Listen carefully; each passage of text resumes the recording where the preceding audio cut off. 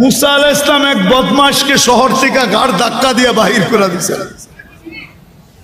কয়েকদিন পরে ওহী আসছে, মুসা আলাইহিস সালাম আমার ওলি মারা গেছে, জানাজায় যে শরীক হবে জানাজা পড়াইতে হবে।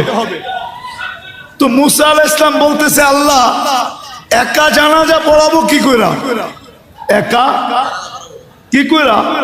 তা আল্লাহ জোশে চলে আসছে যে মুসা আমার বন্ধুর জানাজায় যে শরীক হবে আমি তার গুনাহ মাফ করব, আমি তার গুনাহ।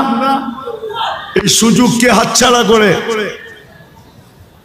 চলছে বনি ইসরাইল, যা দেখে জঙ্গলে পড়া আছে ওই পুরান বদমাশ যাকে মুসা আলাইহিস সালাম বাহির করে দিয়েছেন। আর বনি ইসরাইল ছিল একটু গারতেরা জাতি, গারতেরা, গারতেরা বুঝেন, রগ একটা বেকা আর কি। তো মুসা আলাইহিস সালাম বলতেছে, মুসা জীবনভর বহুত খেলা তো দেখাইলা, এটা কি শেষ খেলা? বদমাইশ আবার ওলি হইল কবে? হ্যাঁ, মুসা আলাইহিস সালাম কাকে জিজ্ঞাসা করবে? উনি ওহির অপেক্ষায় আছে।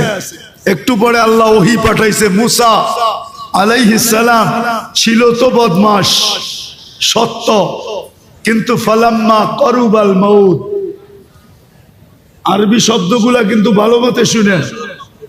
ফালাম্মা করুবাল মউত, যখন মউত একবারে সন্নিকটে চলে আসছে, রাআ ইয়ামিনা ওয়া শিমালা, ডাইনে দেখছে বামে দেখছে, আমামা ওয়া আরাআ, সামনে দেখছে পিছে দেখছে, করিবান ওয়া বাঈদা, কাছে দেখছে দূরে দেখছে, ফালাম ইয়াজিদ আহাদ,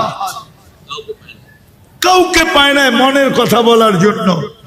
ফালাম্মা রাআল উফুক, আকাশের দিকে তাকায়া বলতেছে, ইয়া মাল্লা তাদুররুহুদ দুনু, ও আল্লাহ গুনাহে যার ক্ষতি সাধিত হয় না, ওয়ালা তানকুসুহুল মাগফিরা, মাফ করলে যার ভান্ডারে কমে না, ফারা আমুতু ফরিদান ওয়াহিদা, দেখ আমি একা জঙ্গলে পড়া পড়তেছি, ওয়া আনতা কুলতা আনতাল গফুরুর রহিম, আর আপনি বলতেছেন আপনি গফুরুর রহিম, যদি মাফ না করলেন তো আমার লাভ হইল, তো হইলটা কি? আপনার এই নাম দিয়ে আমার কি লাভ হইল? আল্লাহ বলতেছে, মুসা ইসআল বনি ইসরাইল মাযা উজিব, ও মুসা তুমি বনি ইসরাইলকে জিজ্ঞেস করো আলাইহিস সালাম আমি কি জবাব দিব। তো বনি ইসরাইল চিৎকার দিয়া বলতেছে, সাদাকতা ইয়া রাব্বা, রব আপনার সিদ্ধান্ত সঠিক।